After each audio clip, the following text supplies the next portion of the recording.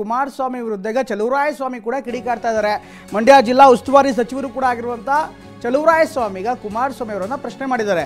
ಜಿಲ್ಲೆಯ ಜನ ನೆಮ್ಮದಿಯಿಂದ ಇದ್ದಾರೆ, ಜಿಲ್ಲೆಯ ಜನರ ನೆಮ್ಮದಿ ಹಾಳು ಮಾಡೋಕ್ಕೆ ಇವರು ಹೊರಟಿದ್ದಾರೆ. ರಾಷ್ಟ್ರಧ್ವಜ ವಿಚಾರದಲ್ಲಿ ರಾಜಕೀಯ ಮಾಡಬಾರ್ದು, ನೆಮ್ಮದಿ ಹಾಳು ಮಾಡಲು ಹೆಜ್ಜೆ ಇಟ್ಟಿದ್ದು ನೋವು ಆಗಿದೆ ಅಂತ ಈಗ ಹೇಳ್ತಾ ಇದ್ದಾರೆ. ಇದ್ರ ಜೊತೆಗೆ HDK CM ಆಗೋದಕ್ಕೆ ಮಂಡ್ಯದ ಜನರ ಆಶೀರ್ವಾದ ಇತ್ತು, ಆದರೆ HDK ಅವರ ಕೊಡುಗೆ ಏನಿದೆ ಜಿಲ್ಲೆಗೆ ಅಂತ ಪ್ರಶ್ನೆ ಮಾಡಿದ್ದಾರೆ. ಈ ಜಿಲ್ಲೆನ ಇಷ್ಟೊಂದು ಈ ಪರಿಸ್ಥಿತಿಯಲ್ಲಿ ನೆಮ್ಮದಿನ ಹಾಳು ಮಾಡ್ತಕ್ಕಂಥದ್ದಕ್ಕೆ ಅವಶ್ಯಕತೆ ಇತ್ತ ನಮ್ಮ ಕುಮಾರಸ್ವಾಮಿಯವರಿಗೆ? ಈ ಇಶ್ಯೂನ ತಗೊಂಡು ನಮ್ಮ ಜಿಲ್ಲೆಯ ಯುವಕರನ್ನ, ನಮ್ಮ ಜಿಲ್ಲೆಯ ಸಾರ್ವಜನಿಕರನ್ನ ನೆಮ್ಮದಿನ ಹಾಳು ಮಾಡ್ತಕ್ಕಂಥ ತೀರ್ಮಾನಕ್ಕೆ ಹೆಜ್ಜೆ ಇಟ್ಟಿದ್ದಾರಲ್ಲ, ನನಗೆ ಇದು ಭಾಳ ನೋವಿನ ಸಂಗತಿ.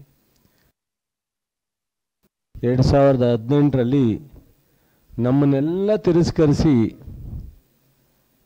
ಕುಮಾರಸ್ವಾಮಿಯವರ ನಾಯಕತ್ವಕ್ಕೆ ಈ ಲೋಕಸಭಾ ಕ್ಷೇತ್ರದ ವ್ಯಾಪ್ತಿನಲ್ಲಿ 8 ಸಹ ಗೆಲ್ಲಿಸ್ಕೊಟ್ರು. 3 ಜನ ವಿಧಾನ ಪರಿಷತ್ತಿನ ಸದಸ್ಯರನ್ನೂ ಕೊಟ್ಟರು. 11 ಜನ ಜನಪ್ರತಿನಿಧಿಗಳು ಈ ಲೋಕಸಭಾ ಕ್ಷೇತ್ರದ ವ್ಯಾಪ್ತಿನಲ್ಲಿ ಕುಮಾರಸ್ವಾಮಿಯವರ ಮುಖ್ಯಮಂತ್ರಿ ಮಾಡಲಿಕ್ಕೆ ಈ ಜಿಲ್ಲೆ ಜನರ ಆಶೀರ್ವಾದ ಬಹುಶಃ ಕಾರಣ ಅನ್ನೋದನ್ನು ಅವರು ಮರ್ತಿದ್ದಾರೆ ಅಂತ ಕಾಣುತ್ತೆ. ಮಂಡ್ಯಕ್ಕೆ ನಿಮ್ಮ ಕೊಡುಗೆ ಏನು ಅನ್ನೋದನ್ನು ಹೇಳೋದು ಬಿಟ್ಟು ಈ ಜಿಲ್ಲೆ ಜನಕ್ಕೆ ಏನು ನಿಮ್ಮ ಶಾಶ್ವತವಾದಂಥ ಕೊಡುಗೆ? ಒಂದು ರಸ್ತೆ ಮಾಡೋದೋ, ಒಂದು ಚರಂಡಿ ಮಾಡೋದೋ, ಒಂದು ಕಾಲುವೆ ಮಾಡೋದೋ ಮುಖ್ಯ ಅಲ್ಲ. ಶಾಶ್ವತವಾದಂಥ ಕೊಡುಗೆ ಏನು ನಿಮ್ಮದು?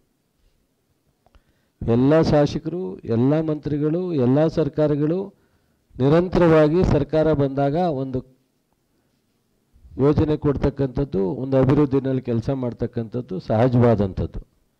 ಆದರೆ ಈ ಜಿಲ್ಲೆ ನಿಮಗೆ ಅರ್ಪಿಸ್ಕೊಂಡಿತ್ತಲ್ಲ, ಈ ಜಿಲ್ಲೆ ಜನ ನಿಮ್ಮನ್ನು ಗೌರವಿಸಿದ್ರಲ್ಲ, ಅದಕ್ಕೆ ನಿಮ್ಮ ಪರ್ಯಾಯವಾಗಿ ಏನು ಮಾಡಿದ್ರಿ?